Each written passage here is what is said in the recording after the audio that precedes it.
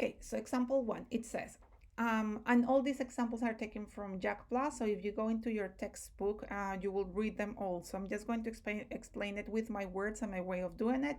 But if you want to see another way, you can always refer to Jack Plus and see the explanation that they have written there. So, in a suburb of 350 houses, a sample of 20 households was surveyed to find the number of children in them. The data were collected and recorded as follows. So we have data there. Organize the data into a frequency table. Comment on the distribution of the data. What could you say about the number of children per household in the suburb? So it's not asking me here, but the first thing that I'm going to do is if I'm going to comment on the number of children per household in the suburb, what it says here in the last question, that means that I have a representative sample. And that's what we did on our first lesson. So how do I know if 20 households are representative of 350? So if you remember, we said that, I'm going to go here, okay. So we said that the square root of the targeted population had to be the size of the sample. Do you remember that? So in this case, we're going to do the square root of 350. I'm going to use my calculator here. Calculator.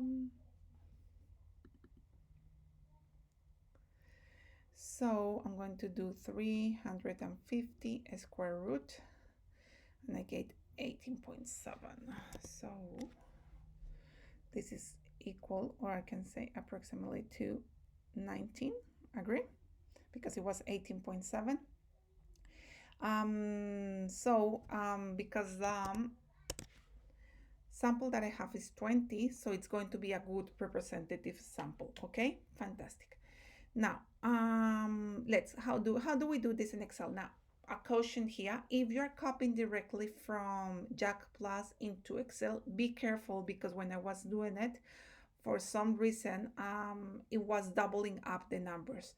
So just be careful if that is happening. I prefer that you copy Jack Plus, then Word, check that the data is only once, and once you have it only, you're sure that the data is good, then you can copy into Excel. So I'm just going to select the data.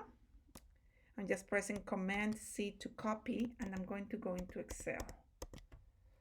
And here, the only thing that I'm going to do is Control V. I'm just pasting it. There you go.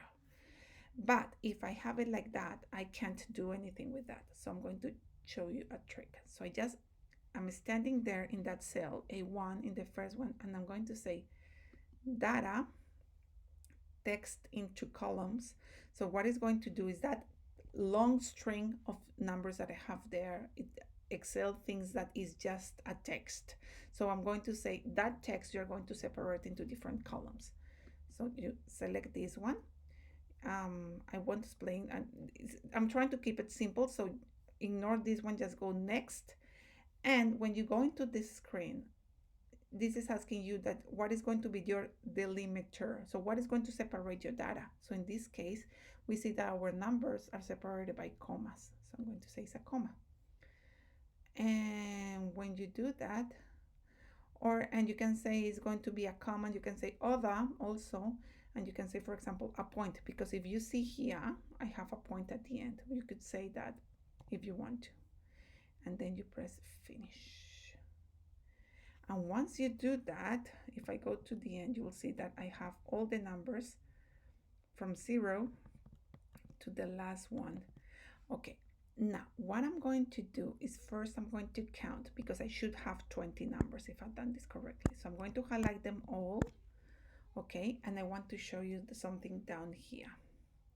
See here how you have average, count, max, and sum. So sum is addition, agree? So count, I have 20 value. That's exactly what we wanted, agree? So I'm going to copy this one, and I'm going to paste it here. And when I'm going to paste it, so I just press Ctrl C, I'm going to go here to home, and where it says paste, instead of going paste, I'm going to go to this little arrow, and I'm going to do transpose. When you do that, you see that I have the same amount of value that I had here horizontally, but I have it now vertically. If you're struggling with these, girls, you just have to pause, do it, rewind, watch it again. But I really recommend that you take some time to learn how to do this because it's going to make your life easier. So then I'm going to go into data and say sort from A to Z. And when you do that, look what happens. I have it in order now. So now I can create my frequency table. So what I'm going to say is what do we have? So number of child.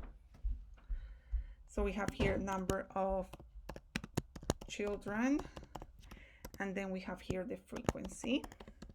Okay, and let's say 0. How many do I have? So I just have to highlight the 0, and you see here I'm counting down here 4, and I'm going to press 4 and here, and then here it says 1. How many do I have? I'm looking at down here, not sum. I should look at count 5. So 1, 5. Then 2, down here 7, 2, 7, and then 3, 3, and then 5, 1. And if I've done it correctly, if I add this one, it should add up to 20. And I have done it correctly here. You can see I have a 20 there. Fantastic. So now I have my frequency table. I can go and say center, and I can create my table. There you go. So I have my frequency table for that one. So organize the data in a frequency table. I've done it. Comment on the distribution of the data. So what can we see here? I'm going to do this a little bit bigger so we can have something here. I can see most people, I see that it goes 4, 5, 7, 3, 1. I can see that most people have 7 children. Agree? That's something that I can say. So most people have between 1 and 7. It's more common. So it's more common to have less kids than more kids. Like this 5 number of children seems like an outlier. It might be because I don't have 4, it jumps into 5. So maybe it's not very common for people in the observer to have 5 children. It's more likely that people will have 2 or less children. I can say that.